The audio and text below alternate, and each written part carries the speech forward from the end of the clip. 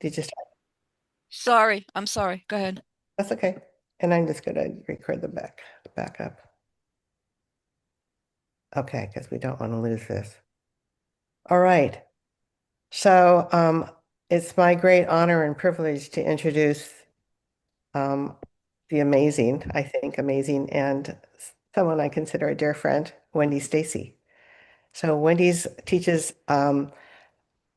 research at the university level, and she's such a wealth of information and knowledge. Because as we're doing research, as we're doing these special interest research groups, we really want to encourage credible research that's unquestionable. And so Wendy has the background to help us to really know all the nuances, all the things that we need to consider when we're doing research. And she's she's going to be talking about qualitative research because there's different kinds, as we all know, different kinds of research. So she'll be doing that. So without further ado, I'm going to turn this over to Wendy. So Thank you, Linda, and lovely to see everybody. And lovely to see some really familiar faces in the room. And whilst we're here, I haven't had ever a chance to say thank you to Mark Urban Lorraine, who is on here, and to Victor Rossello, both who have helped contribute to my own research over the years. So you never forget those who help give you a foot up and some good advice or some good tips. So this is an interesting talk. It's of course quite a different platform that I'm used to giving on research, and really when it comes to astrological research, so, there is so much to be researched. Even just before we started, Jackie was saying how there's, it's such a new area, and there's just so much we can research, and we've never. We don't have enough resources to do so. We certainly don't have the funding, which often is the case. But we also need people to contribute to this very big increasingly body of knowledge that we have. So really, I'm just going to try and make it as less boring, I said to Linda, as possible, because even I find research can appear very dry, and so really, I mean, just to speak to that, it's really important that you're passionate about what you want to research. It's got to come from somewhere that you're really interested in, and there's so many things we could research. There's so many things I could would love to research, but I'm never going to have the time. So think about it. I want to make this talk as interactive as possible. So feel free to pitch in, feel free to ask questions, interrupt. I have no problem with anyone asking anything. Um, I'm going to look at qualitative, but I'm going to do it also in context of other types of research as well, and see where it takes us. I have far too many slides than I need, so we'll see where this goes. So really, why is astrological research important? It's important to again add to the body of knowledge that we have, and also to for our own understanding of astrology, particularly while we're not a mainstream subject. It gives us a lot of scope to test a lot of things in some form or another. And you have it with NCGR, you have it, you had it with Kepler College, and you have it with the University of Wales Trinity St David with the MA program too. And there's other bits and pieces around the globe that is adding to that as well. It helps us understand astrology and whatever approach we have. It's endless areas to research and different topics. And we can also apply a variety of methods really up until, the really the turn of the century, we were mostly doing quantitative research. I think the first astrological research conference was, I think, in 1977 or something in Florida. Mm. And yeah, and it had Michelle Gauquelin, it had, um, oh, gosh, can't even, I've forgot the name. People here from Britain, and yeah, a whole bunch of us research um, astrology researchers that went there, and we still have them every now and then. We have them in Britain every couple of years. This last January, we had a research conference here, which was really fantastic. And it was more looking at the quantitative stuff, which is also what the Correlation Journal looks at. Um, so really, but we're also building on qualitative stuff as well, and all of these help strengthen our interpretation. Astrology is an interpretive, subject. It's symbolic. We interpret it, so it is problematic in that respect. Um, and so really what it does, it helps gives us transparency, it helps gives us credibility. But on that note of credibility, it's really important. I know when I was 19, my main goal was to prove that astrology works. That was my mission, prove that it works. I've now arrived at a point in my life where I would not want to see research try and do that. It's not really where we want to go. What we can look at is, correlations between things. We can't determine what is causal. It's a bit similar to psychology in that respect. I mean, when you think of the mind, the mind is such a sort of vague, abstract. Yet we study it, and psychology is a credible subject. However, we are also similar to psychology in their early stages. We're also a self-regulating community with standards and ethics and things like that. So it's really important that we adhere to those as well. Um, right. So what is it that we want to research? What is it that we are interested in doing, and what sort of methodology do we want to employ here? We can use quantitative research, which is, like I said, what the Correlation Journal, which the Astrological Association editors, and Mark Urban Lorraine, I believe, is consulting editor on that, who's in the class tonight. And it's also a lot of things like what Alfie Lavoie does as well. So it's like looking at big data sets, um, and looking at identifying certain patterns within big data sets, and we can use that to determine some really interesting things. Like for example, I would like to know, how many people with Mars rising have a red hair or reddish hair or something like that. I mean, and we can also go to the Gauquelin data, of course, Michelle Gauquelin, which I may mention if we have time. Can I just clarify, Linda, how long have I got? Or Jackie, how long do I have? You have until 2 p.m. And if you go over, it's fine. So what is that? Because I'm at 6. Are you at 1 o'clock? Correct. You're okay. Good. Yes. Okay, fine. Thank you. So Right. and then you've got uh, yeah. So a lot of research out there is quantitative. It's really fascinating to look at numbers, to look at statistics. I am not a statistician by any means, but I am very interested in counting things like how many people have this, how many people have that, and then looking at employing qualitative methodologies to understand um, what goes on behind that, the meaning behind that.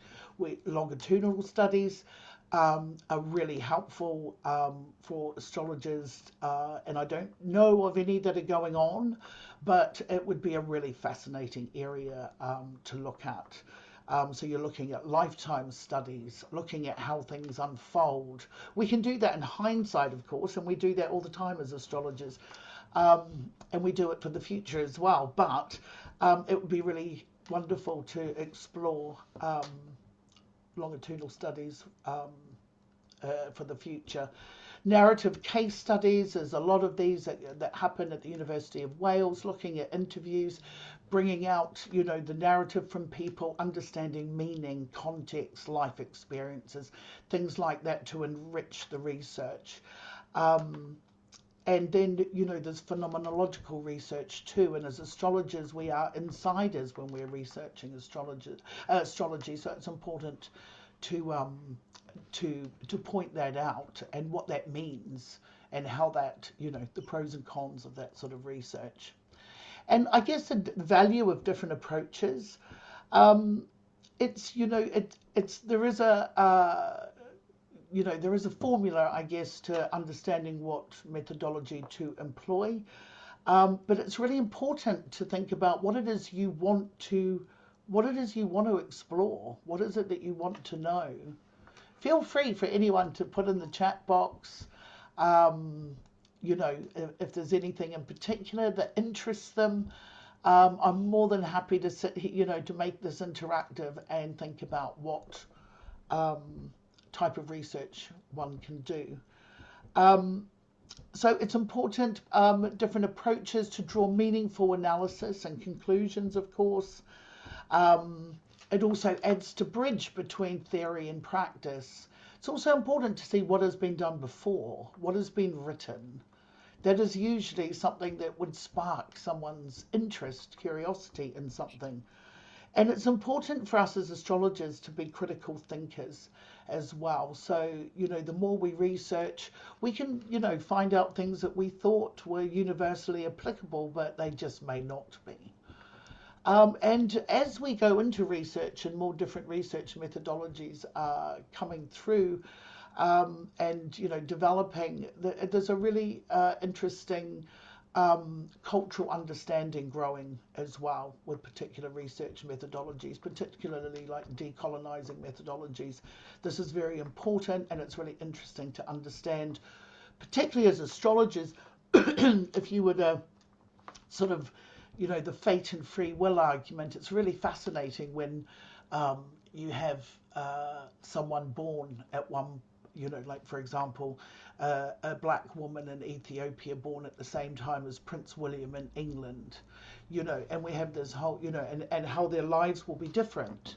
Their lives will be different, even though there may be themes that are similar because of their economic status, and because of their gender, race, ethnicity, religion, all these things that contribute to why things may not uh, be consistent. So these can help us understand as well. So just to come to, because I know that some people, sorry, I'm just reading Alyssa's. Yeah, you can ask that question, Alyssa. Yeah, what to do with the research beyond writing papers? Well, yeah, I mean, it depends what you want to do with it, really. But I'll definitely answer that too. And Catherine says, looking at life themes and stories among 3 Saturn returns taken as a group. Yeah, definitely, Catherine. Wonderful. Yes, we'll definitely look at that as well. So quantitative versus qualitative. So the advantages of quantitative research, of course, is identifying patterns, looking at large groups. I had and of course this data is very hard to come by sometimes, particularly in astrological circles, as we are so dependent on birth time, the exact birth time, and we have to rate that birth time, which is great. This is our self-regulating community we're talking about. So we have a lowest Rodden data, we have the stars, A rated data through to X rated data. So this sort of scrutiny is really valuable. So the advantages of quantitative is we make sure the birth time's correct, for example, but it's identifying patterns, what's happening. What is happening? And I know that there's been some research that I think Alfie has done, which is over several decades, that can contribute to that. Myself, which I will briefly touch on perhaps, my own research of 90,000 births, and I was very fortunate, although it took me 3 years, where a university promised me the data, but they didn't deliver. And then a very good friend of mine happened to work for sort of the Office of National Statistics here in Britain, um, and was able to get me these 90,000 anonymized data with all the variables I wanted. So it was very, very helpful, but it is a hard task to get that sort of data unless you're looking at something more generic.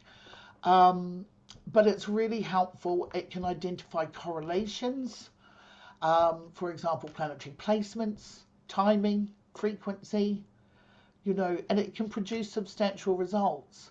And I mean, there's so many things we could, like, I think I was mentioning to Linda a few weeks back. I'd love to know how many people got wisdom teeth out on their second Saturn return at the age of 21 or something like that. It's things like this all the time go through my head. Like, I'd love to know this and that. So that is the sort of quantitative data that would be really fascinating. But again, like I said, it's quite hard to get.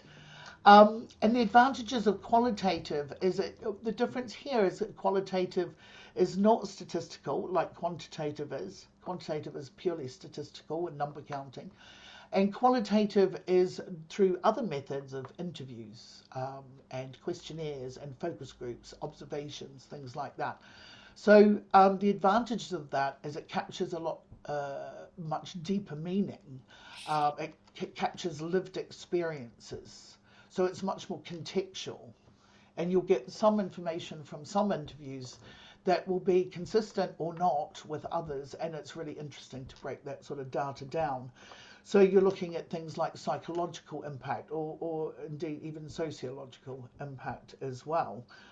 And the material here is a lot more subjective. Um, and so, and but it brings quite different dynamics to this research. It can address complex themes, um, and it allows for nuance, contradiction, surprise, and complexities to emerge. And I found that certainly after doing quantitative, it actually led me to realize what I wanted to do on a qualitative level. You can look at, the good thing about qualitative for me is a thematic analysis. So if you interviewed 20 people, when I interviewed mothers, and I interviewed midwives for an astrological research project. And when I interviewed midwives, the themes that would emerge from midwives were themes of things like, organizational policy, power relations between health professionals.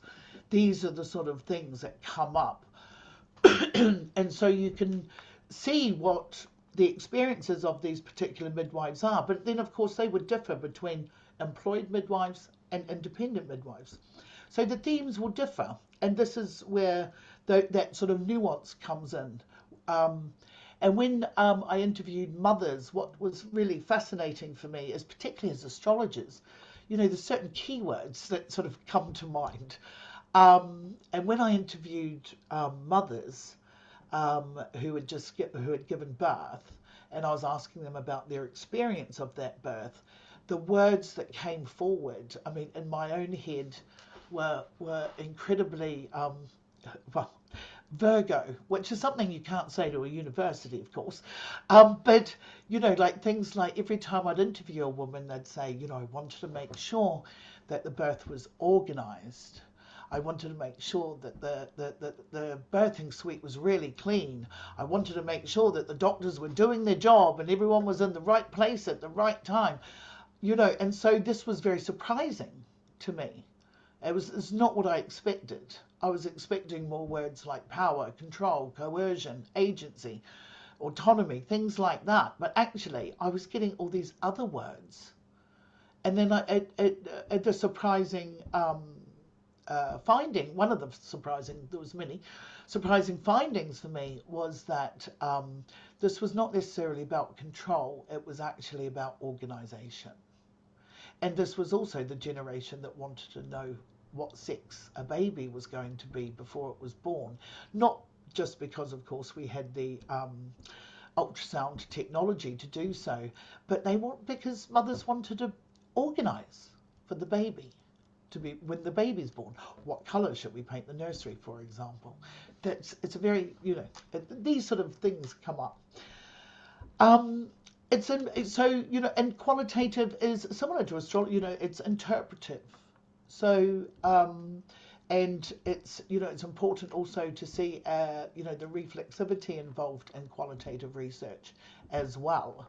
Where are we situated in that research as an astrologer, or as a woman, or as a man, culturally, or whatever? How are you? What is the reflexivity with that? Sorry, I'm just keeping on the chat box. And it gives people a voice. It gives people a voice and a space to be heard, and their stories to be told. And that narrative, this is quite a new area of research, really, in the last 3 decades, taking a move from the traditional sort of quantitative stuff. I mean, there are some disadvantages of quantitative research in that it cannot dig deeper into why this phenomenon is happening. Why is it happening?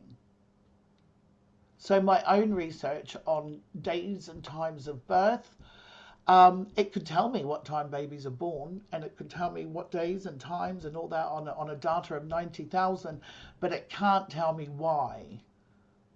And, and it also reduces people to data points. That's, one of the critiques of quantitative, but it's also necessary, of course, if you've got a lot of data. The disadvantage of qualitative is that it may lack rigor, and it's subjective and, interpretive, and it can generalize. So, sometimes nuance can be considered as a bit vague or cryptic. So, I really believe in doing mixed methodology. Even it doesn't have to be a combination of quantitative and qualitative. It really can be about just combining different methods. And so for the University of Wales, our students are very much encouraged to do qualitative research, but they do mixed methodology. So they will do questionnaires, for example, questionnaires to participants. And then from those questionnaires, they will select to follow up interviews to enrich that study. So, this is also a different form of mixed methodology. So there is a real advantage of combining methods. And given that as astrologers, we need to be very strong in our rigor, we need to be, research has to be bulletproof. It's got to be rigorous. So, it is really, it's about, it's of immense value. And it offers, if you're combining methods, it offers a unique framework of observing patterns from large data sets with symbolic and lived experiences. So, for example, I was saying, like, to do it, you can do a statistical analysis or a count, just a count on what is going on, and then analysing, just even by some case studies to give it some depth, to give it some deeper understanding, drilling down to see exactly what's going on. It can, the thing with quantitative and qualitative, it bridges measurement with meaning. And feel free, anyone, if they want to share anything. Alison's as part of a longitudinal study. Wonderful. Oh, fabulous. That's great. Oh, I'd love to hear more about that, Alison. Yeah, brilliant. Because they're rare, because they're a long time in the make, they're decades in the making. So and also when you're combining methods, it makes things easier to be reproducible. One of the things you want for your research is for it to keep building, and for people to take it off here and there and there, and and it's really helpful when you can do that, so it can build on that body of knowledge. It also creates interdisciplinary bridges with other social sciences, like my own, for example, my own research. It's, you know, started astrologically as a consultant, and, you know, then it became a psychological study, then it became a sociological study, um, and also midwifery to a certain extent. So there's all these interdisciplinary things that when you're looking at researching in the field of astrology, you are going to be crossing bridges, and particularly with, you know, history. It can be geopolitical, it can be any, you know, several things, economics, whatever area. It's a vast subject, astrology. Yes, exactly. At least say no. I like art scales is definitely how I would, yeah, definitely encourage that. Yeah, which I'll talk about in a sec. Um, so it also it prevents overgeneralization when you're looking at qualitative, and it also grounds that interpretation in patterns that you can see in more quantitative. Um, I'm not going to spend too much time on this because I'm not going to get through anything. But I do want to just give an example, a couple of examples of how you can do mixed methodology. I have an interest in generational astrology, and here are the generations that currently live on the planet. Um, but I've divided them into Pluto generations. So, you know, we see the baby boomer is considered between 1946 and 1965, but it's, you know, it's a huge amount of that is Pluto and Leo, you know, things like that. And, you know, then you've got the, you know, Gen X, you can see it all here with the years, but they're different Pluto generations. Now, there's a lot of, you know, variation to that too. You can put Neptune and Uranus or whatever in there if you wished, and you could, but so as an example, you know, for mixed methods, this is very simplistic, by the way. You know, may want to test what's the difference in belief in astrology between generations. What is the difference? And a quantitative method. So the research aim here to examine how belief in and or engagement, so what are they doing with astrology, varies across generations. And what would your sample be? Well, your participants would be grouped by generation. So greatest gen, baby boomers, X, Y, which is millennials, Z, alpha gen to be born. Or you could do it by Pluto positions. You could just do it by where Pluto is for those years. So either one. And the data collection. How do we want to collect the data? Questionnaires using the Likert scale format. So the Likert scale, I have down here, where is it? So only because it's just been, mentioned here. So the Likert scale, very easy to use, very, you know, it's you know, from 1 to 10, you know, 1 being low, 10 being high, you know, how cold are you, whatever, how hungry are you, whatever. But you can test behaviors, characteristics, attributes, and all that thing by a Likert scale. And it can be very broad, you know, it can be sad face, happy face, mild pain, severe pain, and strongly agree, you know, strongly disagree, or it can be numbers. It's very easy to do, and I will give some pointers on how to set those up tonight as well, or tonight, your daytime, or wherever you are. So, you know, the Likert scale is a very easy, simple way to assess things, and it's a very good way to analyze data, and Google Docs will do it all for you. So, you know, questionnaires, asking things in terms of, you know, astrology providing meaningful insight into your life, you know, on a Likert scale, how much, agree, disagree. You know, these are the sort of things that could be easily measured, easily.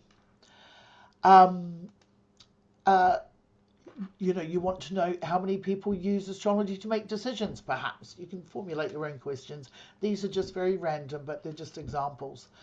Or some people may see astrology as primarily entertainment.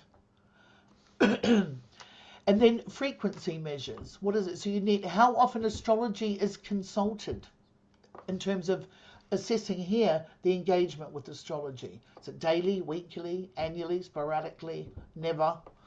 These are the sort of questions that you can ask very simply on a Google questionnaire. What platforms do people engage in?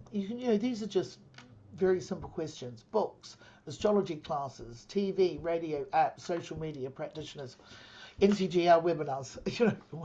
And then you're looking at the analysis. So what you're looking at is you're comparing the belief strength. You're comparing the strength of belief and the frequency of usage across different generations. You're trying to signify differences, trends, and patterns. You're wanting to discuss practical application versus symbolic use and interest. So you need sort of questions, the difference between reading a sun sign and the correlation journal, for example. Discussing practical application versus symbolic. Oh, I just said that. Sorry. And mapping generational engagement with the planetary cycles that are going on. For example. And if you were to look at this from so you could do this with data. Oops, I'm just gonna mute Lenore. Sorry, Lenore. That's quantitative. Now you can get a lot of really interesting information from doing putting out questionnaires. And as astrologers, make the most of conferences, make the most of chat box, and if you are a researcher, you are always happy to help other people. Always. It's like once you've done research, you always seem to be obliged to help others. So make the most of things like astrology conference, any events, particularly if you want to interview or question or count astrologers in some way. So here from a qualitative point of view, so now that you've got this data, you've got how many people engage in across generations and what are their beliefs around astrology. It doesn't really tell you much else. There's the research aim here for the qualitative is to explore meaning and context and lived experience through the data.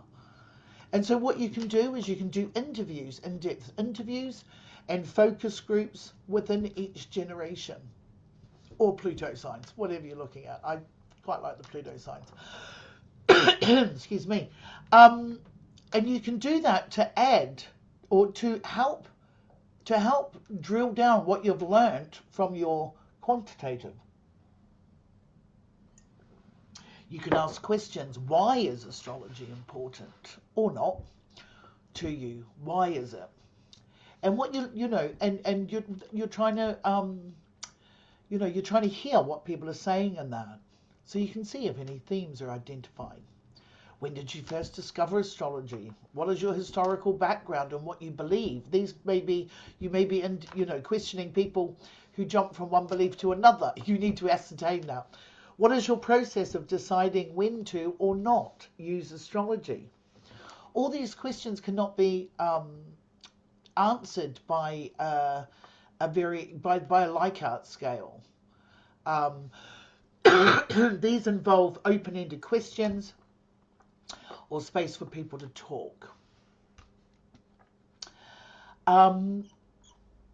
And so your analysis is you're looking at to identify things like belief, to what extent someone believes, skepticism versus symbolic engagement.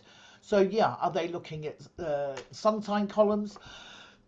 Excuse me, sun sign columns. How do you identify their depth of interest or indeed knowledge?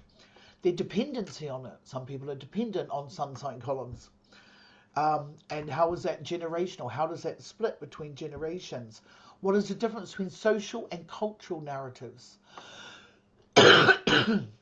People that live in New York City are going to feel quite different than people that live in, rural Arizona. They're going to be quite different in terms of how they worldviews change, differ, and constantly change. Um, and also, what is the social and psychological significance? And that what you're doing is you're capturing why differences exist. And one of the examples, just this is very flippant and very random, you may find that the quantitative component of your research shows that Gen Z engages more frequently with astrology, which it seems to have been found. But the qualitative component may tell us that this is because within a digital era, astrology provides an extensive language of self-understanding as well as a coping tool. That may be what you find. It may not be. I'm just randomly putting this up here. And Gen X provides a stronger belief in astrology, though, but less engagement. So you have more of the Gen X believing in astrology, but they don't necessarily engage in it. They're not on their phones as much. For example, due to the understanding of historical accounts and future predictions. They may have a different interest in astrology. These are the sort of things that you can sort of come across. Just another quick example. What are the behavioral similarities and differences between Mars in Cancer and Mars in Pisces? This is not based on belief. But again, if you're wanting to look at a quantitative method, to explore how Mars might express itself differently, behaviorally, in two different water signs. So you take Mars in Cancer and Mars in Pisces, and what would the difference be in terms of behavioral expression? And if you were to do a data collection in a quantitative way, you'd be looking at interviews, questionnaires, not interviews, sorry, unless they were very straightforward, or a self-report with questions that lead to how does, I've just plucked out some random Mars words here, but, a motivational style. How does their Mars work with that? Are they protective, sacrificial, assertive? Do they consider, conflict responses? Are they conflict avoidance? Are they conflict passive? Are they very direct? Anger expression. Is it outward, verbally or physically? Is it inward? Does it suppress, hide? And who attempts to manage their anger? Is it, do they aim to calm it or drive it? These are the sort of questions you might want to ask. And they can be quite simple, again, Likert scale or, something like that. Frequency measures. You could ask them, how to rate their responses to stress, leadership versus support roles, boundary setting behavior. And what you're looking at doing is comparing scores between the two groups of Mars placements, identifying overlapping traits, example, indirect action, and tendency, characteristics, attributes, things like that. Now, if you were doing this from a qualitative point of view, you're looking at the aim from a qualitative is to explore meaning, context, and lived experience behind the data. So you're looking at interviews or focus groups within each group, asking questions, prompts. How do you experience anger or frustration? How often? What motivates you to act or withdraw? How do you protect yourself or others? And using a thematic analysis to identify, again, I think that's, I'm sorry, that shouldn't be there. That's from the previous page. So then you could look at the thematic analysis for Mars and Cancer keywords, for protection, emotional defensiveness, loyalty, reactivity, to Mars and Pisces, diffusion of energy, compassion-driven action, avoidance, idealism, and a possible outcome. This is a possible, it's not a, that quantitative data might show placements score high on indirect conflict styles while qualitative data differentiates how this might manifest: Cancer through emotional protection and Pisces through dissolution or withdrawal. So that may be the case. I mean, this is just sort of an example, and if anyone wants to, feel free to ask, like I said. Um, Now, ethical considerations in astrological research is very important. Um, Again, going back to psychologists, and it's also not just that, it's a whole list of different health areas, for example, osteopathy and things like that. I mean, we've learned a lot through different industries, what they went through to get established. Um, and, it's really important that we maintain a very, strong ethics in astrological research. It's very important, as we do as if we're consulting astrologers, or whatever, business astrologers, we do have to adhere to even more ethical considerations than other professions. And it's really important that informed consent is achieved through any participation and permission slips assigned. It's really important to ensure that there is a non-deterministic approach, and that, again, another error. Non-deterministic, so you don't say, well, you've got Mars and Pisces, so you must be conflict. You're not direct, you must be indirect or more passive. That is a deterministic approach, and as we know, that is not necessarily the case. Confidentiality, especially with birth data and different narratives. Reflexivity, researcher that needs to acknowledge the interpretive role that they're making and where they're coming from. Avoiding harm, really important to, again, sort of go back to that non-determinism, no fatalistic framing, that this placement causes this. That is avoiding harm. We must ensure that, yes, Mars in Cancer does not mean this and this and this. We will end up in a minority report situation if that happens. Do not pathologize placements either. It's important to not, make things clinical or to say that's bad. It's really important because there is no good and no bad. It is what it is. There's, as astrologers practicing ethically. Avoid reinforcing stereotypes. There's always someone that says, I don't like Capricorns, or I don't like Geminis, I don't do that, this is unethical, it's unethical. There's nothing wrong with anything astrologically. And it actually says more about us than it does what we're researching. So it's really, it's clear and clearly distinguish symbolic correlation as opposed to a causal claim. Having Mars in Cancer or Mars in Pisces does not make you cry more. But that is it's a language thing we get into, but it's, it's not causal. And we don't know how astrology works, and we're not there to find out unless we're, it's going to take a lot of, few years yet. And, it may be quite different than what we expect. We need to provide a debrief to our participants, letting them know exactly what we're doing and why we're doing it.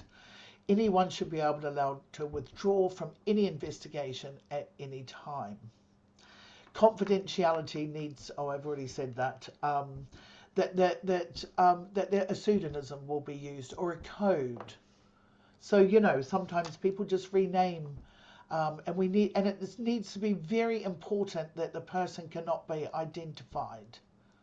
I mean, I was just talking to someone the other day, another researcher, and they said, they've identified someone, they've given them a different pseudonym, but they've put the book that they wrote. So, if you're going to be doing qualitative stuff, you need to be sure. You can't say that they live on this street in this area, or you need to be careful if there is any way that someone can be identified. It's important that confidentiality is adhered to.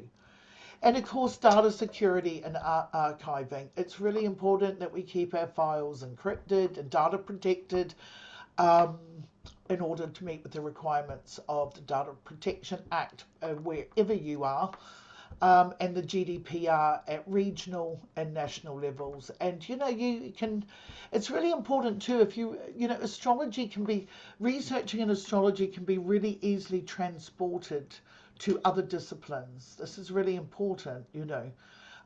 For example, my own research, I'm interested in knowing what time and day babies are born. I'm interested in knowing how a population is being born in terms of day and time.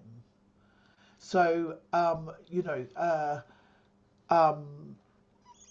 going to just go down and just brief. I really don't want to spend too much time. I'll just spend 5 minutes.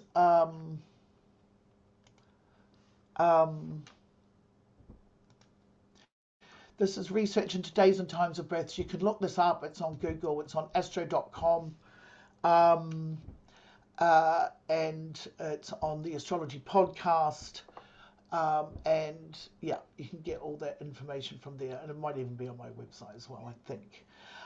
So what I started looking at in 1989 was looking at dates and times of babies that are born. And basically, to make it very brief, babies are pretty much over 80% now since 1990, increasingly, have moved to be born between 9 and 5, Monday to Friday.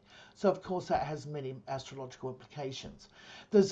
When I was researching this, I identified 32 reasons as to why this happens. It's not so black and white. It's very nuanced. It has lots and lots of surprises in that. So I don't want to spend too much time on that, but what I do want to say is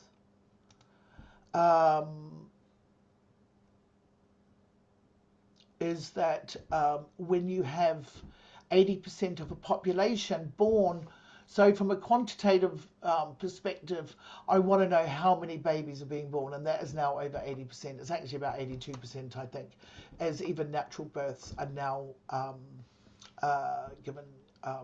Mothers are sped up at midnight, given oxytocin, takes 8 hours to kick in, and then babies even naturally are born through, are being engineered to be born Monday to Friday, 9 to 5.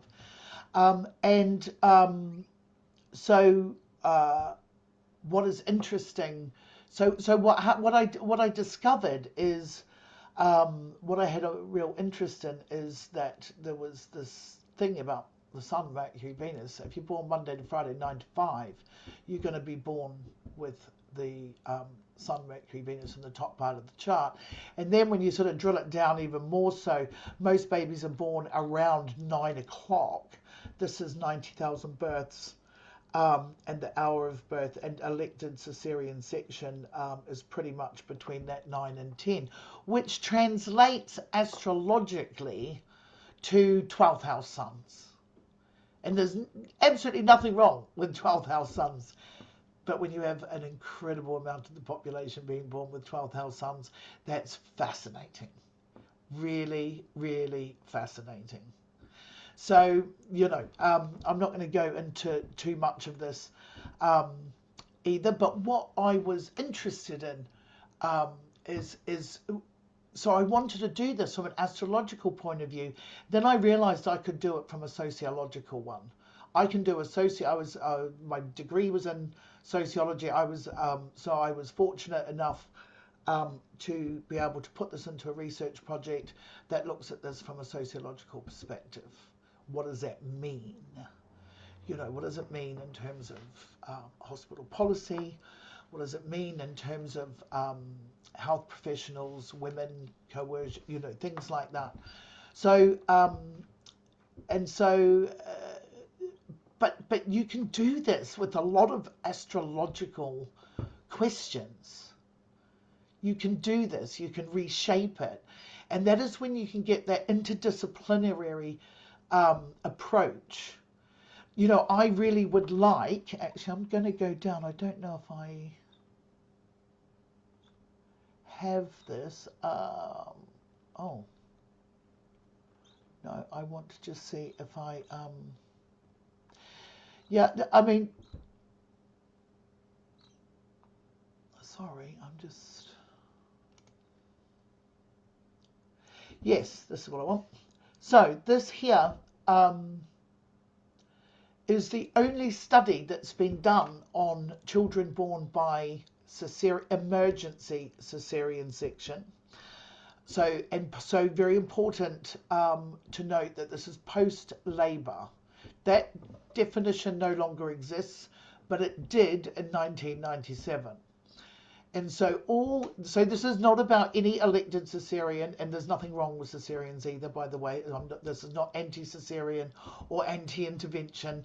You know, cesarean section is the most amazing human operation, but it's just really strange that there's too many advocates in the hospitals to get 100%. So, but anyway, this woman here, Churchill, she found these particular attributes with babies born by emergency cesarean.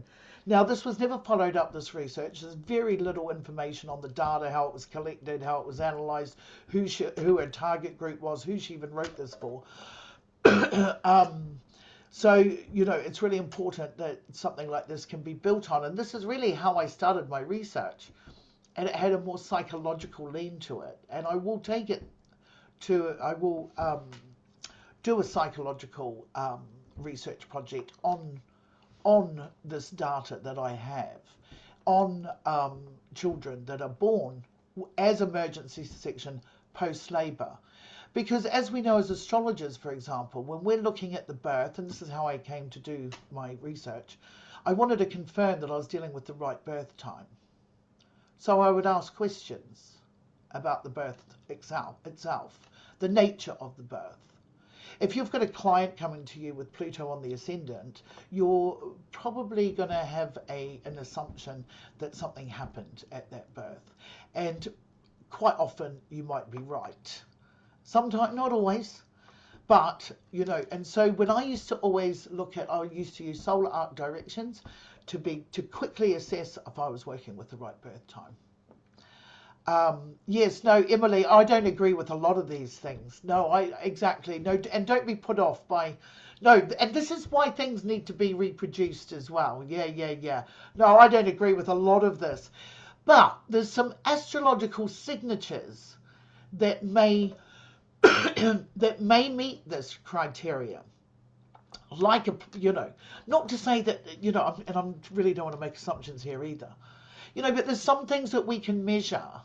Like, you know, I mean, as I was doing all this interesting looking at astrological signatures, when astrological signatures with these, with certain attributes. And what I found, which I haven't even compiled in my research notes, is people that were born of forceps were often had a Mercury Saturn and often Mars, but mostly Mercury Saturn aspects to the ascendant. And then what happened is I started talking to people who had Mercury Saturn aspects to the ascendant, and quite a few of them were mathematicians, which actually adds, you know, it was actually quite interesting. I haven't done enough studies, so I'm not making assumptions here. But these are the sort of things that can, you know, get you spinning into like what else can we measure here? What else can we test? And I mean, I've said that in a couple of lectures, and people have come up and said, I'm Mercury Saturn ascendant aspect configuration, and I am a mathematician, or I have a degree in mathematics, or, you know, whatever. Sorry, just reading. Oh, hi, Susan. would you ask other questions, because Mars and Cancer Pisces would come with all sorts of chart factors? Exactly. Well, no, and they're the sort of nuance, yeah. Well, you can do the very, yeah. It's really at the moment I'm looking at Hans Eysenk's introvert extrovert um, quantitative data from the 1970s. He did with Jeff Mayo. And he did, he was the psychologist of the time. He ran the Department of Psychology and Psychiatry at the University of London. He wrote the book Astrology and Superstition. Um, and he was looking at sun signs and extrovert, introvert. Now, of course, all of us here all think, well, that's not enough, is it? A sun sign isn't going to tell you if someone's introvert or extrovert, a bit like the Mars in Pisces or Mars in Cancer isn't necessarily going to tell you. You can have Mars in Cancer, but you might have Sun conjunct Jupiter on the ascendant in Aries, and you may be quite fine with anger. There can be things that throw things off, make it different. But same with the introvert extrovert. We know that that the sun sign is not enough. You can have a whole stellium and moon in Aquarius, and you could have sun in Taurus. It's going to throw the whole research out. And your ascendant, again, you could have Mars in the Aries on the ascendant. So things like this can throw us out. So it's all these other variables and factors that need to be taken into consideration. But and then again, just that helps to think about narrowing it down, you know, um, and what you'd like to research. Stephanie says in Bruce Schofield's, he introduces Franz Holberg, who leads the Holberg Chronobiology Center in the University. Um, yes, yes, yes, yes. Circadian cycles and solar activity. So there's been a lot of research in the past. Percy Seymour, astrophysicist here in Britain, I'm not even sure, we were trying to find him about a month ago, don't know if he's still alive, did an amazing book on solar activity and circadian cycles. Again, there's a fabulous article in the Correlation Journal from a Dr. Frank McGillian. And I met with Frank in 2003, and he said to me, the best thing to do with astrology is blind tests.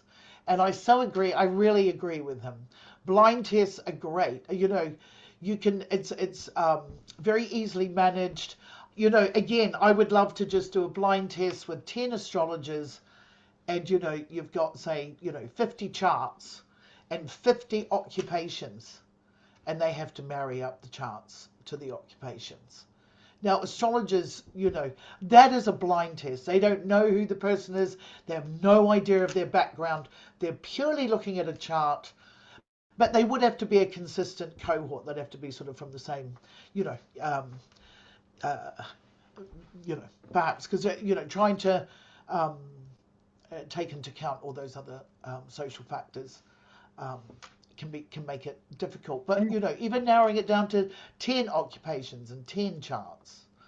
Um, And yeah. I just wanted to add to um, I guess maybe particularly for anybody that is maybe looking into medical research, is the watches, the Apple watches these days, and the data that Mm, they automatically and passively collect yeah. um, That, from your test yeah. subject is just amazing. And there's actually, if you do have an Apple Watch and you go in onto like the research side, there's like on the settings and whatever, and That's because you a can choose to have your data included in these studies, right? Well, right. you can also create studies, and Yeah. particularly, if you have like grants or sponsors, or like maybe through like the outreach program at the Hallberg the Chronobiology Center, because they do have because it's good to have like um be like maybe have guidance from a university, so you have bigger Yeah. sponsorship opportunities for grants as Yeah. well, just to kind of think of Exactly. it that angle. But yeah, I just we are so used to like the forms and pen and paper, and it's just the watches are Yeah, I just think the I Apple think Watches that are great for it's not even just medical, just health and well-being stats and things like that. Even just what would be really just off the top of my head, I would love to look at, for example, people with moon T-squares, the apex of a T-square. Say the moon is the apex of a T-square, or certainly looking at, or, you could look at another planet of focus, but the moon, looking at the moon in some way, and looking at the sleeping habits between them and a more random cohort. So a control group, you can measure it against that. But when you take a group of, and looking at their Apple Watches on their sleep habits, their oh sleeping yeah, it habits, it would it be does collect fascinating. your Yeah, sleep data as well. Yeah, yeah, there's just a exactly. I know. treasure Yeah, trove of data in those if you can get yeah, inside, get that data. yeah, exactly, exactly. Yeah. Um, yeah, yeah. But Dr. Frank McGillian looked at circadian cycles, and he did a really good article on correlation. If you can go on and have a look at it on the Astrological Association website. He did it on the pineal gland and serotonin and melatonin. For those that live in the northern latitudes, and how that makes a difference to the circadian rhythms, which actually have quite an impact on conception, birth, and many other um, things in life. But that's what he was writing on. So, yeah, I mean, it's, and that's really important to build on what research we already have, because it's very, very important. Um, Children between, yeah, Emily, yeah, exactly. Sorry, Alyssa, were the mothers also measured for personality, temperament for the study, because that would influence how they feel about their children? Well, yes, exactly. No, this is pretty much it, to be honest, Alyssa. Don't get me wrong, I don't agree with this either, which is why I'd also like to reproduce it. No, Caroline, no, no. Anyone who says that your chart doesn't work, I mean, this is another thing. It's a long,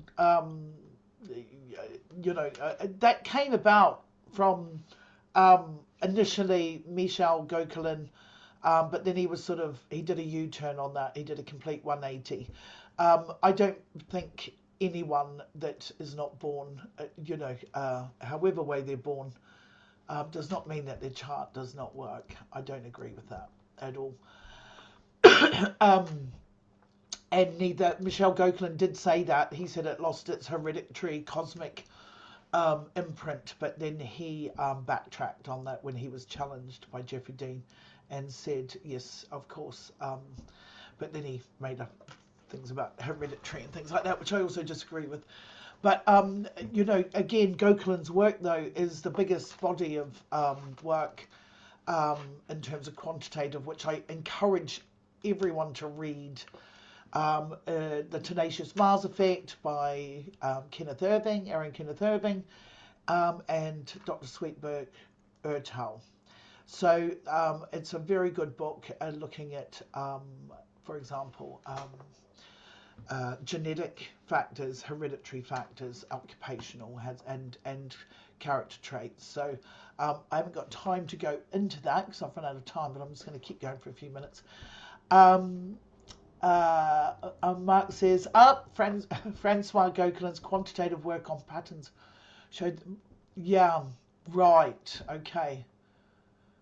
Yeah, yes. So, yeah, I think he did a U-turn because what happened, I think, Mark, I'm just responding to Mark's point in the chat box. Francoise Michel Gauquelin's wife, and he did say that they lost their cosmic imprint, and yeah, the hereditary factors. But when he was told by Jeffrey Dean, who said, well, that would imply that astrology doesn't always work. Then Gauquelin did a complete 180 and changed his mind. For those who don't know Gauquelin, he did research on over 30,000 births. French have birth times recorded. So he was looking at that and made assumptions on certain planets when they're basically near to the angles and the Goklan zones, what they're called, which yeah, this is what Goklan. And so he did sort of change his mind on that. Oh, Emily. Oh, yes, on a blind chart. Yeah, yeah. Um, yeah, this is. Yes, of course, Alison. Yeah, yeah, absolutely. Yeah, I'm just gonna quickly. I just want to. I mean, there's just so much I would like to go on and say, but I'm aware of the time.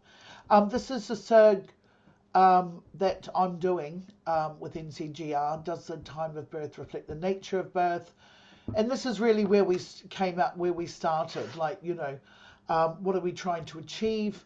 We're looking at whether the nature of birth marries up to astrological assumptions, what type of a birth delivery, how we're gonna, what is our research question, modeling it off Jung's nature of experience defines a moment of time, or the moment of time defines the nature of birth. How we research design, all the different ways, and we are addressing this in the Surge, or Surge, not quite sure. So what is our design? How are we collecting data? Who are the participants? How many participants? People are doing their own projects, but this is pretty much modeled off how I know how to do my own research. What information do we need? What questionnaires do we need? How do we do interviews? How do we collect our data? How do we analyze it? How do we report it? How do we store it? All these things. Using Likert scales, looking at questionnaires. If anyone wants some guidance on permission slips and all that, just feel free to email me. I have no problem whatsoever. I don't have time to go through doing a whole questionnaire, but Google Docs can help you set up a questionnaire. You just need a Gmail account. You go in, you just choose documents, and you create a form here, and you can start your own and pose questions. You can create it in any way you want. You can spruce it up. It's got lots of different skins, if you like. So you can use this to help design it. But what's really important is it will analyze your results for you. Gone are the days where, I used to have to take it from one software package and put it into Excel, every response, everything like that. Those days are gone. And, that's not even including what AI can help you with. So, and it is really helpful. So Google Docs, it's not AI, but it sort of is. But, it's like using a calculator. So I really encourage you to do that because it's so easy to set up. It will save what I spent months, if not years, assessing, analyzing, crunching data can now be done in a second. And I found really good software even back in maybe 2009. So way before sort of the AI, wave. Things like InVivo, and I do have there is free software out there that can help as well. So let me know. Just make contact with me, and I can point you in the right direction. So really, I would like to address any questions. There's so much I'd like to say.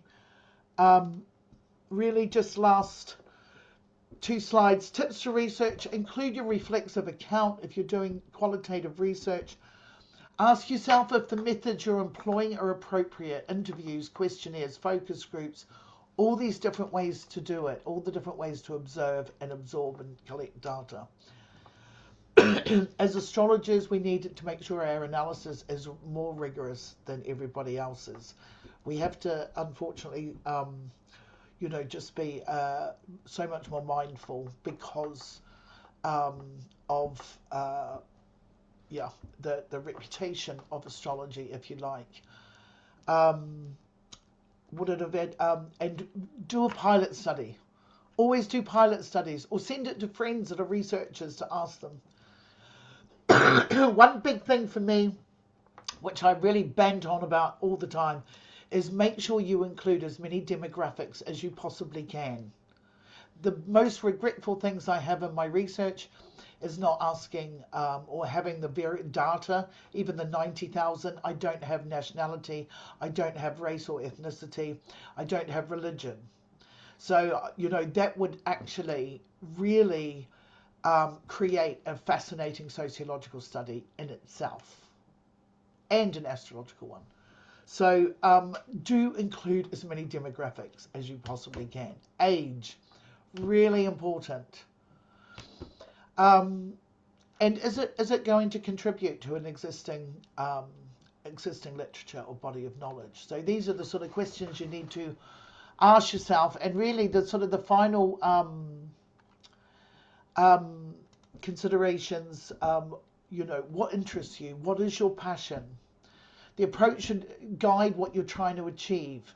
So it's not really about, the methods come after you've, created your research question, your aims, your design. Once you have created, your design, the methods that you're going to employ, questionnaires, interviews, things like that, need to come after, Does it advance the area of research? Can it be reproduced? Can it be built upon, validated, and strengthened by further research? Yeah, I think that's probably all I've got time for before I answer some of these questions. How do I feel about AI data analysis software for this type of research? Well, I've had, like I said, you can get data analysis software, which is incredible. Now you've got AI that's just sped it up, but it's the same basis. It's the same thing. It's like it's instead of you converting it from one format to another, that is what AI can do. That is a good thing about AI. And we've had these software packages. I used to use NVivo 8, I think it was, where I would transcribe all my interviews, which took forever. Now, I don't need to do that. You don't need to transcribe them bit by bit. They can be done in a minute. And then you can put them into the software, NVivo, which I was using in 2009. And it allows you to go through and look at the themes. It breaks it down. So, and that's how I could do a thematic analysis from all the interviews from mothers or midwives or anybody else I'm researching. So you can, that software's been around forever. Now it's just got so much faster. So I'm not that I've used it, but I wouldn't hesitate if it was going to be 100% accurate, and it also eliminates human error as well.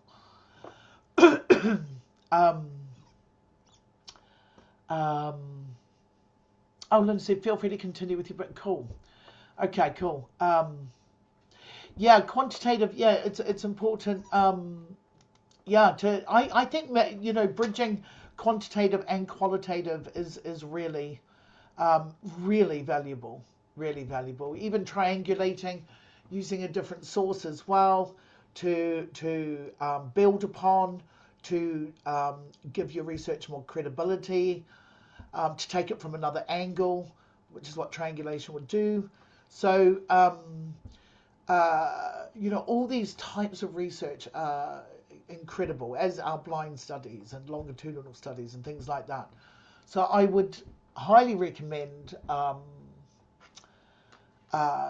yeah, getting that information and trying to incorporate mixed methods, which is becoming more and more um, interesting um, in terms of research, academic research. Um, yeah, ever since qualitative, it sort of became trendy, if you like. Yeah, yeah, exactly. If anyone wants to join the SERG that I'm doing, I'm more than happy to send you the recordings and resources and stuff, which was part of that. Um, cool. So, any questions anyone has? Any ideas that people want to share? Um, anything at all?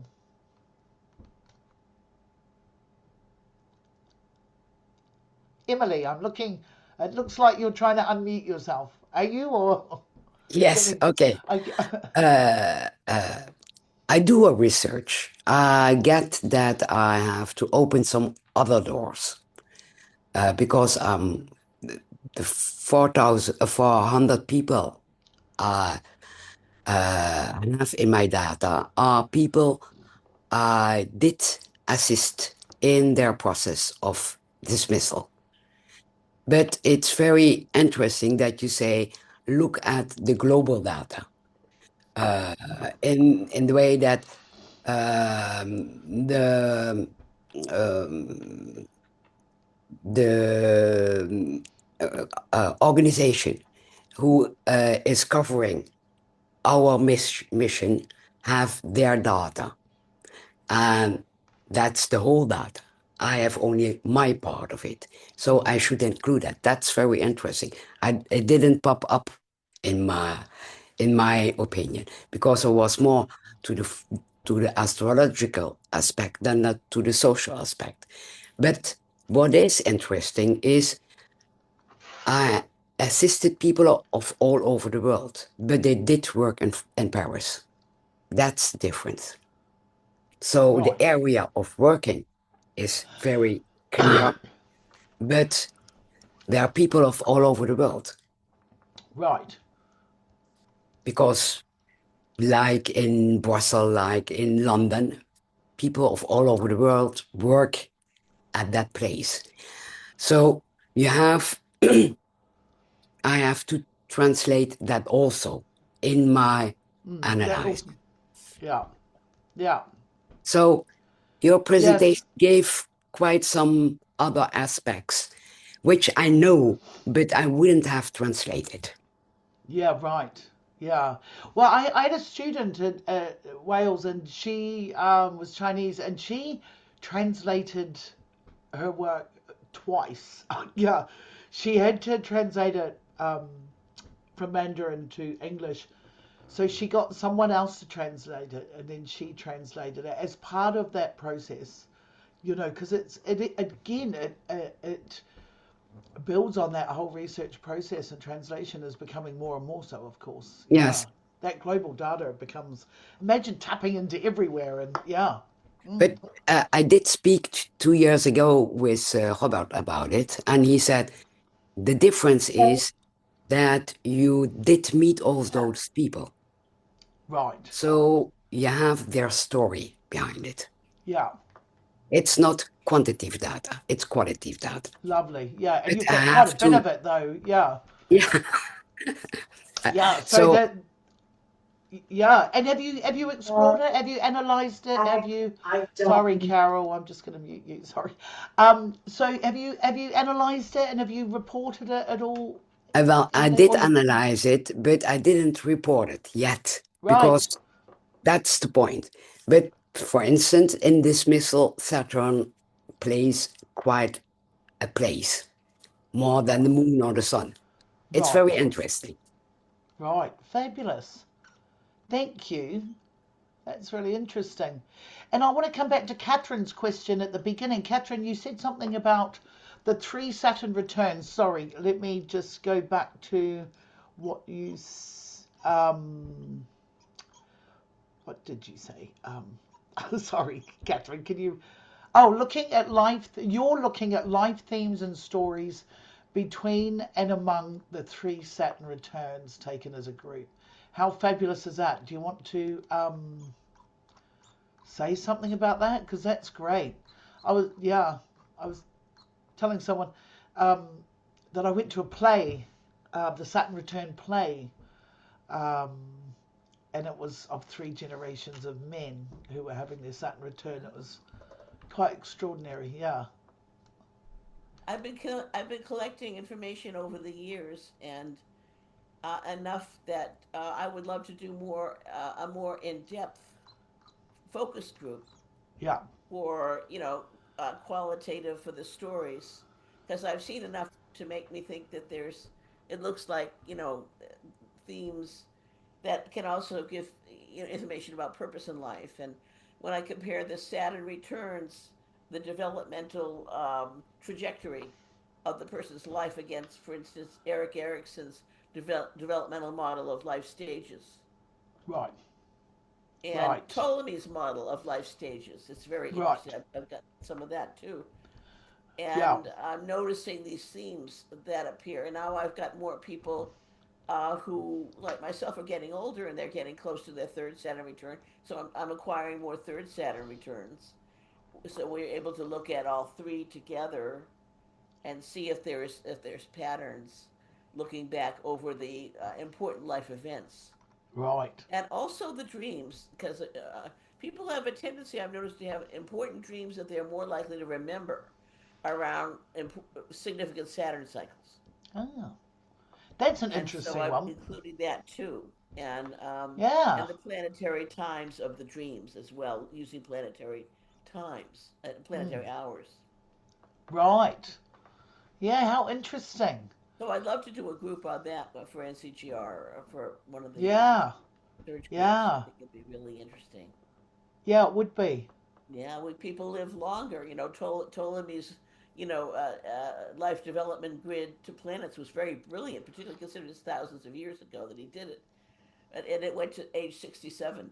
So, Well, this is a really interesting thing, and something that I'm researching as well is that this is the first time in human history that we have generations experiencing Pluto oppositions.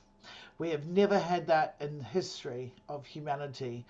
250 years ago, when Pluto was at the same place, of course, the age of life was about, 67 or something like that.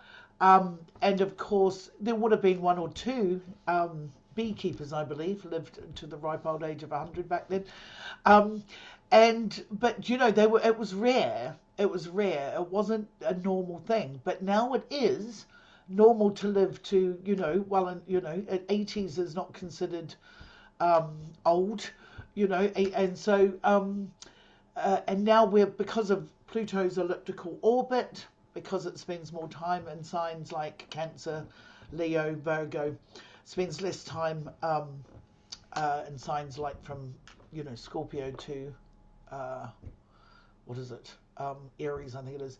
Um, so we are now not only living with all these Pluto generations, never before have we lived with so many Pluto generations on the planet, but now, and really that started, I see COVID was particularly hitting the elderly generations, was a really interesting reminder that this is the first time we're experiencing, as a first time, Pluto oppositions.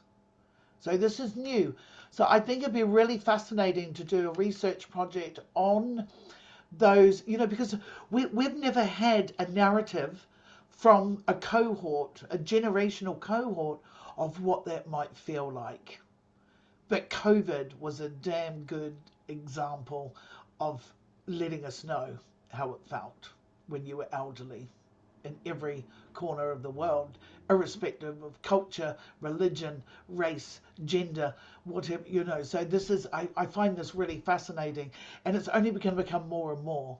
So as we live older now, and as Pluto makes its way quite swiftly through Aquarius, um, and then Pisces, we're going to have all the Pluto and Leos and all the Pluto and Virgos having Pluto oppositions.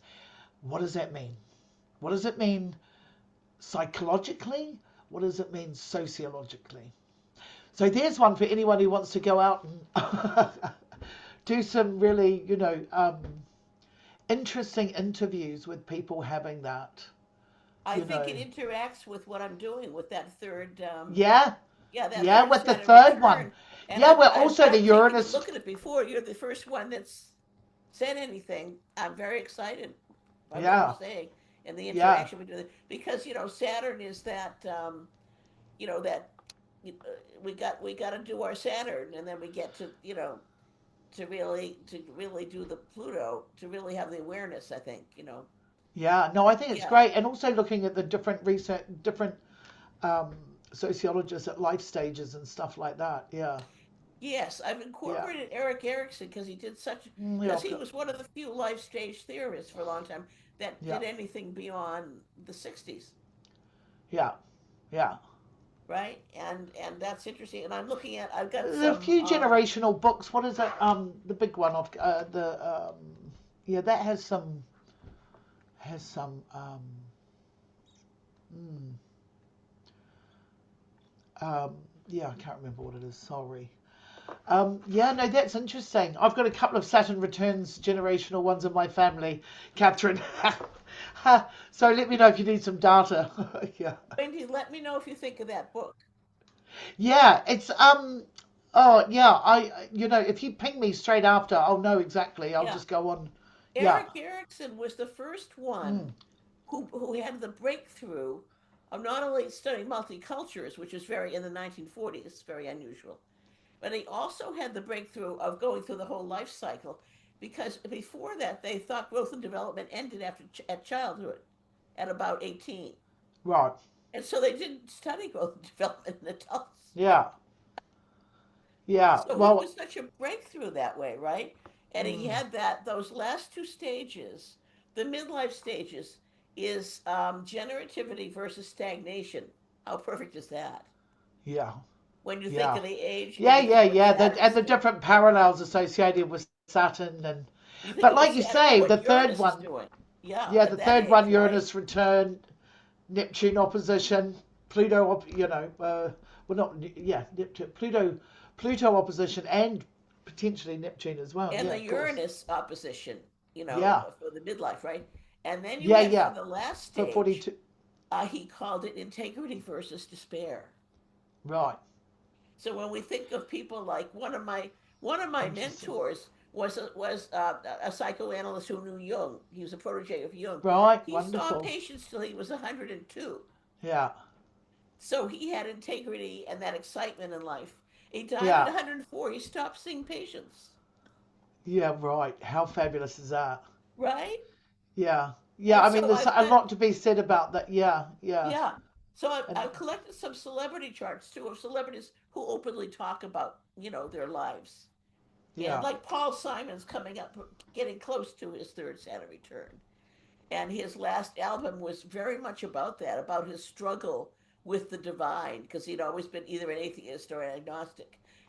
So that third Saturn return, I call it the internal bucket list, yeah, right.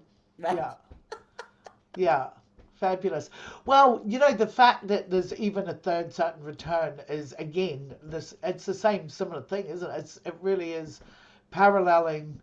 You know, it's there's something I've just thought about Saturn ruling teeth and all. Apparently, if we live to like 115, we can grow an extra set of teeth. Oh my Uh, God, that's Yeah, amazing. yeah, yeah. So I mean, maybe that's a fourth Saturn return. I'm not sure, or the fourth Saturn opposition or something. But yeah, there's Oh something. my I don't know. You God. can look that up. I mean, it was crazy. I heard that over a decade ago. But a doctor said to me about the regrowth of teeth if you live long enough.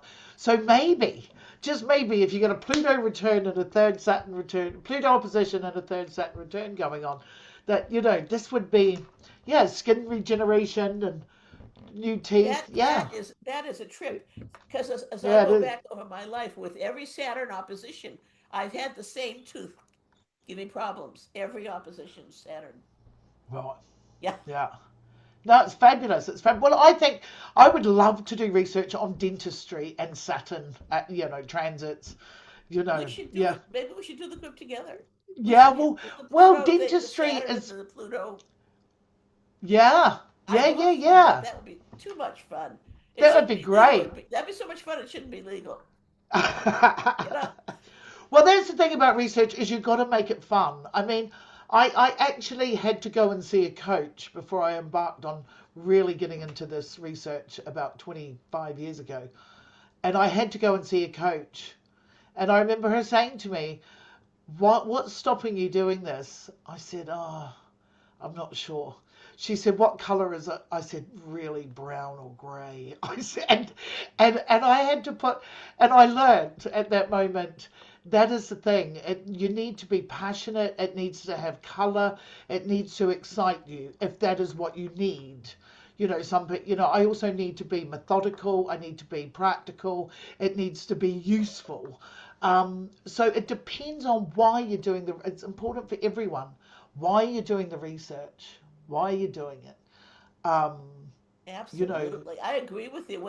I used to teach master's and PhD level in psychology, and the people who were ABD all but their dissertation, they either lost passion for their project or it was so close to their own issues that they hadn't worked out that they couldn't handle it. right. Yeah, right. Yeah, yeah, yeah. Yeah, it's hard. You've got to be, you've got to be really interested in this, curious. Um, yeah. So I'm going to come back to Alicia's question. Sorry, Alicia. You'd like to see research go beyond academic studies? Yeah. I mean, the problem is, I mean, astrology is the largest, you know, um, discourse on the, it's the largest subject on the planet. It really is. I mean, it's the I hate to say the father of all subjects. But, it is with Pythagoras and mathematics and Galileo and even Newton. But even Hippocrates and Plato and all the it's so vast. We can do anything. It has a cross-cultural history of thousands of years. It is the broader, we can actually research anything. Um, Everything at universities has an astrological history. It has a lineage, uh, you know. Um, so I agree with you, Alyssa. I think it goes beyond academic studies. What academia can give us is a little bit of help with the parameters in which we work. I think that's really important because and then in order to give our research much more credibility and validity. I mean, I don't really care what people think. I don't really care but I'm not really want to emphasize that. But when it comes to research, I want to make sure that every student I have or every my own work, it's bulletproof because I just can't be bothered with the stuff that like poor Gokhlen had to put. Not, I'm not saying there's any comparison, but astrology researchers in the past have I really recommend everybody finds this. Some of you, certainly Mark will be, Star Baby. You can read it online. And it's really important that, and Mark, I don't know if you're still here, but I think it was 1987 or something it was, where there was a conference of over 300 scientists and a science convention in the United States.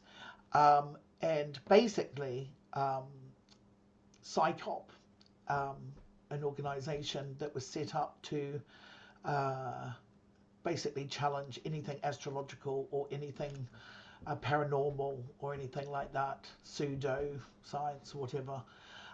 And what they did is they retested Gokelin's work. They took his data and they retested it. There was 7 of them, and they wrote a report to say that the methodology that Michel Gauquelin used was not up to scratch and that he fudged the results in some parts.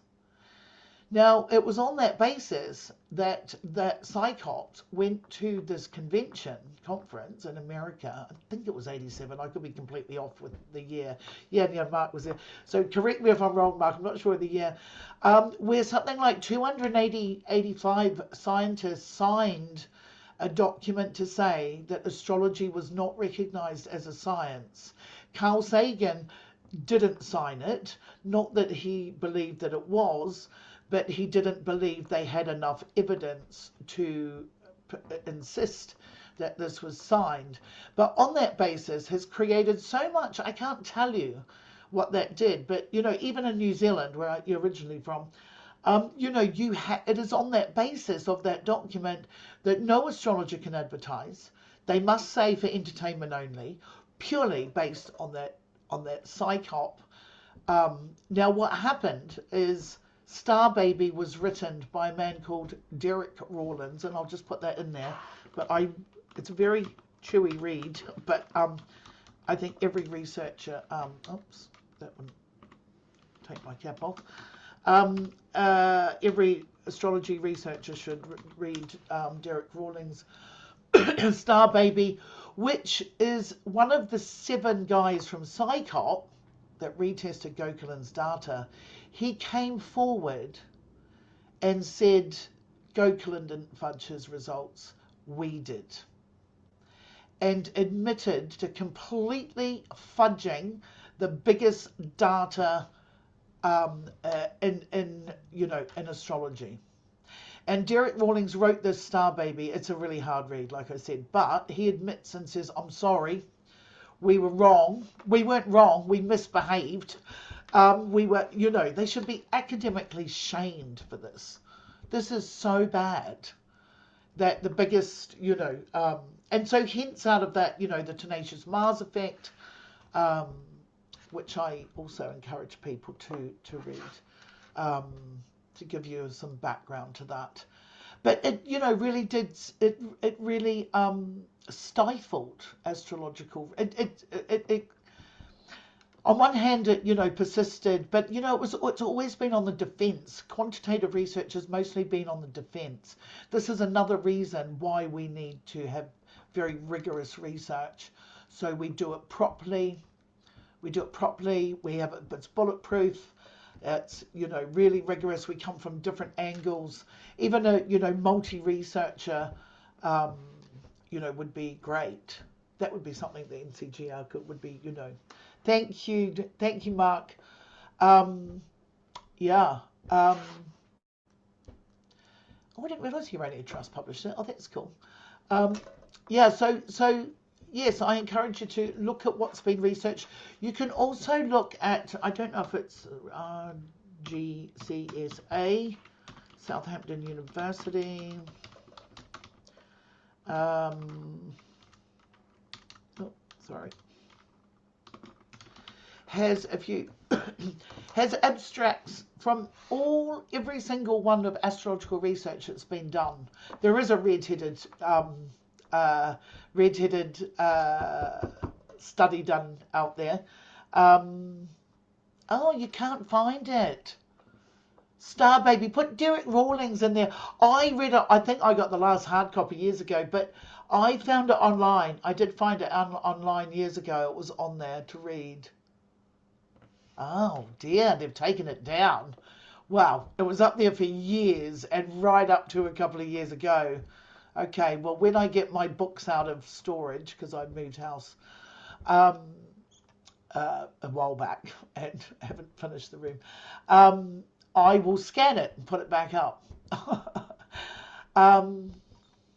Wow. Yes, no, it's out of print. Yeah, like I said, I think I got the last hard copy. But I wonder, yeah. I'll check to see if I might even have a PDF of it, actually. I can have a look as well. Because I think yeah, no, I've seen it online for years, so somebody's obviously taken it down, which is a shame. Let's see if I have it. And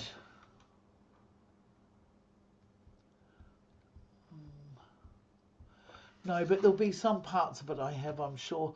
Uh,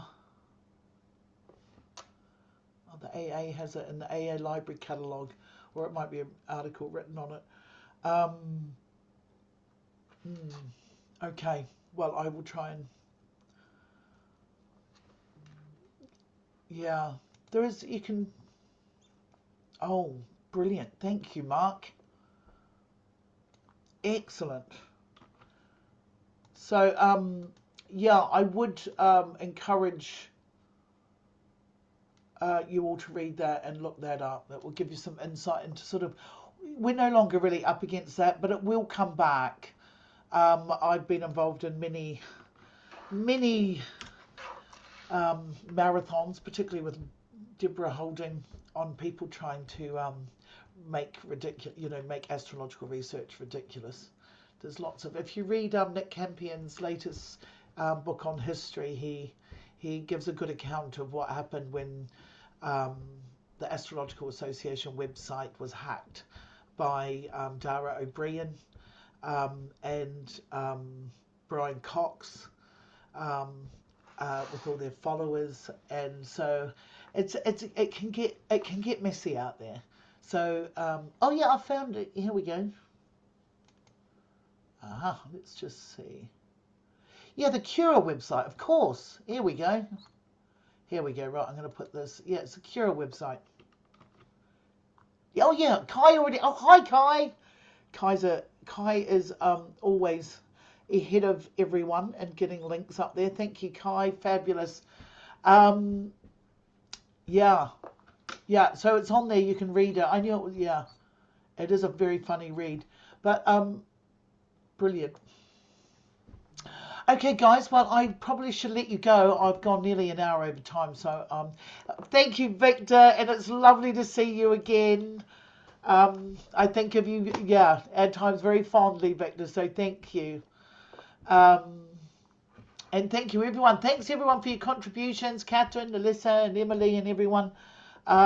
So really, really appreciate it. Sorry I didn't get. If you need any help, any assistance, just email me, and I'm more than happy to help in any way I can. Thank you, Mark.